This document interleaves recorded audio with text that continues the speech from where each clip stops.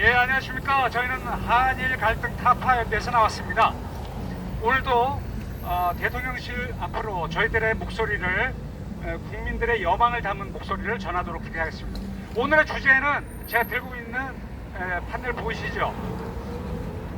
연세대학교에 근무하던 유석춘 교수가 수업 시간에 발언으로 검찰에 이번에 1년 6개월 징역형을 구형을 했어요. 근데 그 내용이 뭐냐면 수업 시간에 학생들에게 일본군 위안부는 요즘에 비교하면 성매매의 일종이었다, 뭐 그런 취지의 발언을 했어요. 그래서 요즘도 가난한 집의 여성들이 그 매춘을 통해서 생활을 하는 그런 현상을 일제 때에도 그런 일이 있었다라고 그런 취지의 발언을 하다가 당시에 성희롱으로 논란이 됐어요. 그런데 정대협이죠. 윤명이 있는 그 정대협, 요즘은 정의기억연대라 그래요. 정의연에서 명예훼손으로, 위안부 명예훼손으로 고발을 했어요. 야, 너무 웃기지 않습니까? 일본군 위안부께서 고발한 게 아니에요. 정의기억연대에서 고발한 거예요. 당사자가 아니라 일본군 위안부 문제를 끄집어내서 위안부 동상 만들고 후원금 걷고 북한에다가 위안부 문제, 징용 문제 연대 운동하자고 북한하고 같이 사업하자고 얘기하는 사람들, 이 사람들이 자신들의 역사 파리 사업이 지장이 있으니까 유석춘 교수 수업 시간 발언을 꺼내가지고 고발한 거예요. 근데 검찰이 1년 6개월의 징역형을 구형을 했어요. 이거 말이죠. 손실로 잠깐 내려놔야 되겠어.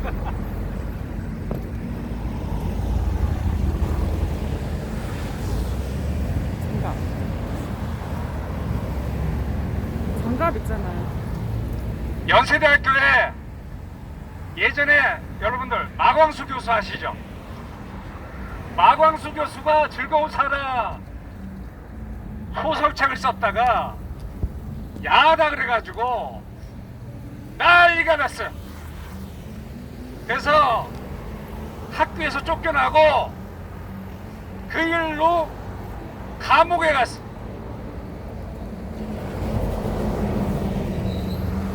그 일로 마광수 교수는 이빨이 빠지고 몸이 엉망진창이 돼서 후일 복권이 돼서 다시 연세대에 잠시 근무했지만 감옥 갔다 온 후유증으로 결국은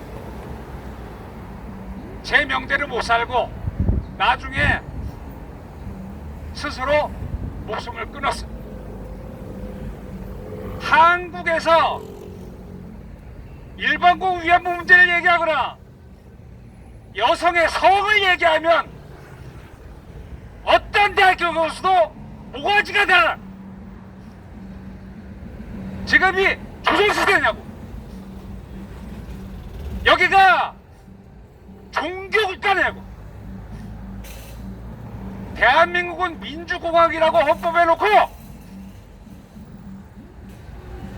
학문과 사상의 자유를 얘기해야 할 대학에서 교수가 수업 시간에 발언을 해도 감옥에 잡아넣어라.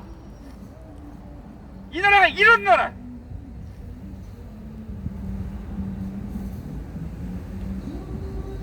이 문제가 왜 중요하냐?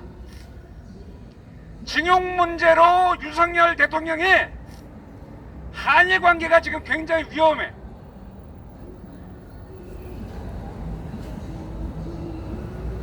내 앞에도 뭐 하나 있네. 여기 공공운수노조 요새 뭐 파파도 난리죠. 파업하고 이런 사람들의 데모는 조직적인 문제예요. 일리가 있는 것도 있고 조직 이기주의도 있어요. 자, 우리가 한일 갈등 타파할 때는 지금 나라 살리려고 와 있어. 나라.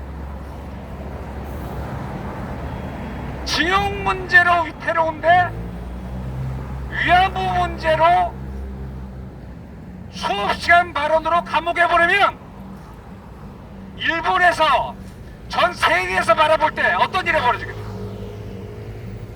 대한민국은 나라가 아니다.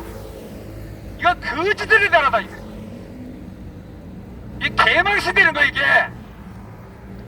위안부 문제가 중요한 게 아니라, 징용 문제가 중요한 게 아니라,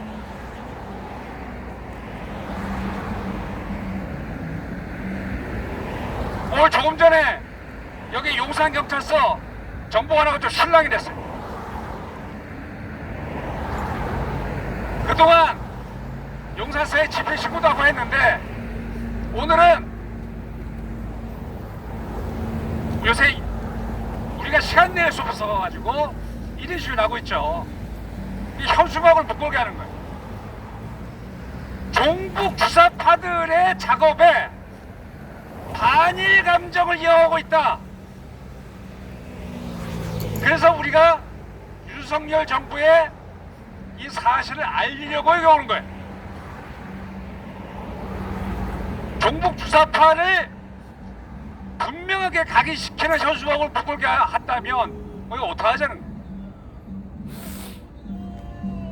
매우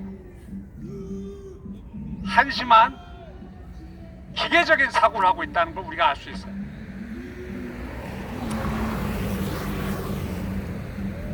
여러분, 지금 전국이 어지럽습니다.